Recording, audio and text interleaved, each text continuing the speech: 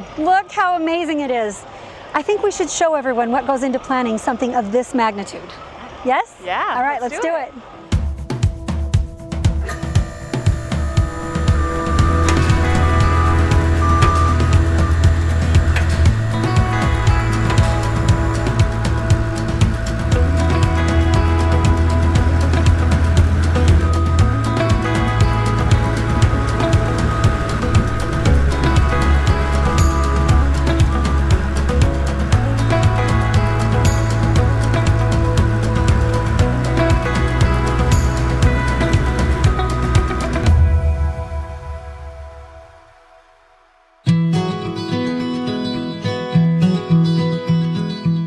Emily, this is exciting. It's almost Summerfest, but it's such a huge project. I wonder if you would tell me a little bit about what it takes to put this together, how you lay it out, and how far in advance do you have to start planning for this event? Yeah, sure. So this event, like you said, it is one of our biggest events. So I actually start planning this the day that Summerfest ends. So once this one ends, we'll start planning for the next year. I usually like to analyze, so I go through what went well this year, what we could work on, and then we go into our contract process, our permitting, and some of our contracts can take 3+ months to get approved. There's 9+ signatures, go through finance, legal, all the way to the city manager to make sure that what we're doing is approved and is the best for everyone that's coming to Summerfest. Well, I appreciate your mindfulness of making sure that the city's assets are protected, that our residents are in for the best time possible, and that all things have been covered to make sure that it's a good thing for the city and the people who live here.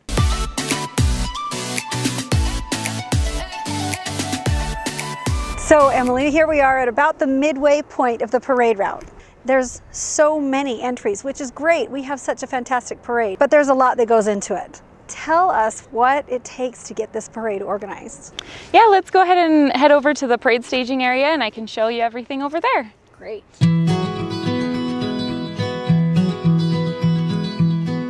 So this is where our parade staging takes place. We usually have around 100 entries and we stage most of them right here in the Salt Lake County Equestrian dirt area. And then our bigger floats or cars that don't want to have dirt on them, our antique cars, we stage up on 2200 West. With 100 entries, how do you keep the parade flowing so it doesn't lag? We have a lot of people that help us with the parade. We have our announcer stations. We have 2 people at each of those. And then we've got our ham radio operators that help communicate throughout the parade. And we have pacers. We have 16 pacers throughout the route that help parade entries go slow or fast. And then we've got about 15 that help stage in the morning. So we've got everyone working to make sure it goes smoothly. Are a lot of these volunteers? Most of them are, yes. That's great. So we're at the park, and right now it just looks like a big soccer field, football field, beautiful green grass. But there's a lot coming. So tell me how you lay this whole thing out on this big blank slate. Yeah, we always keep the carnival over there, so it's right off of Redwood. People won't miss where to come in. And then we just intermix everything else within here. We've got our big Battle of the Band stage actually right in front of us, and the audience will be right where we're standing now. And then we've got our petting zoo, we've got Princess Party, T-Rex. We just mix everything, and we hope that everyone can find everything that we've got out here for them.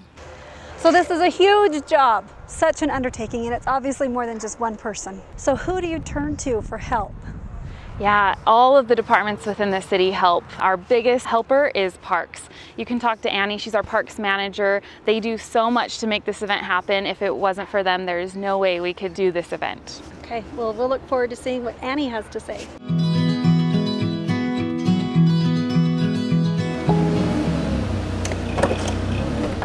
Hi, Annie. Hi, Mayor. How are you? Good. How are you? Good. Parks has a lot of work involved with Summerfest. You do so much in helping put this on. Do you mind telling us a little bit about what Parks is responsible for? I'd love to. The events are one of the favorite things that the Parks Department gets to help with throughout the city during the year.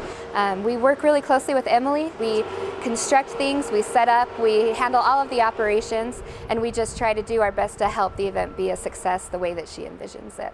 Well, we appreciate it. I know there's a lot going on here right now, a lot of preparations. Do you mind showing us some of what you guys are working on? Yeah, I'd love to show you what we have going on right now today. This is impressive. Tell us about this. Yeah, this is one of our new projects this year that we're working on. We've put together these big schedule signs so that we can put them throughout the park. All of the people who come in will be able to find a sign, see what's happening, and there's a map so that they know where to go to find what's happening that they want to participate in. Outside of the shop, we do a lot of maintenance work in the park. We really irrigate the park quite a bit before the carnival comes in to set up, and they start usually the Tuesday before Summerfest starts. With the thousands of people that come to the event, there's a lot of wear that happens to the grass, and so after the event there's a lot of work that takes place to get the grass to come back and stay healthy. There's so many great things taking place in advance to prepare for this. What about during the event? We all work together and everyone has their different assignments. Some handle all of the water, making sure all the water stations are full and staffed. The garbage crew that takes care of the garbage throughout the park. We have special rovers that work doing any number of things.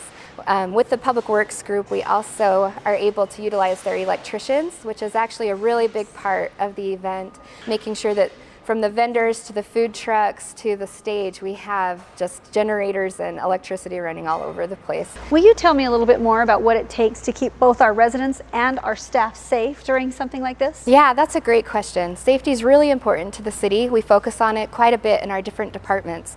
A really good person to talk to would be Aaron Sainsbury. He's the city's emergency and safety manager. We'll go visit with him next. Okay. Thank you. Thanks.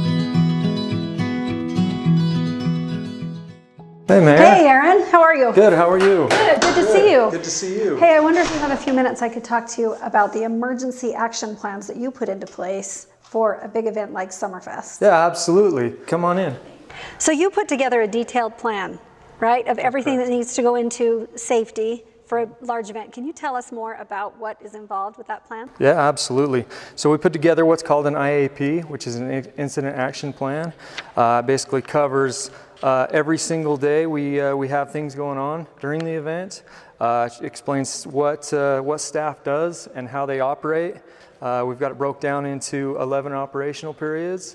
And it shows exactly what's going on at what time. So do you have an incident command center or a home base where you run all of this from during the event? We do. We've set up what's called the Incident Command Post. During a planned event such as Summerfest, the Emergency Operations Center operates as a coordination center. We coordinate radio traffic and request resources between the Incident Command, police, fire, parks, public works, and event coordinators. The information collected or disseminated helps maintain the continuity of operation.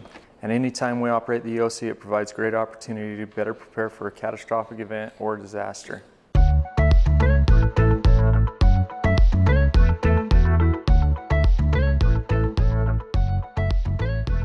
When you understand everything that happens behind the scenes, it gives you a greater appreciation for all those that work hard to make events like this possible. A big thank you to everyone who had a part in making Summerfest such a success.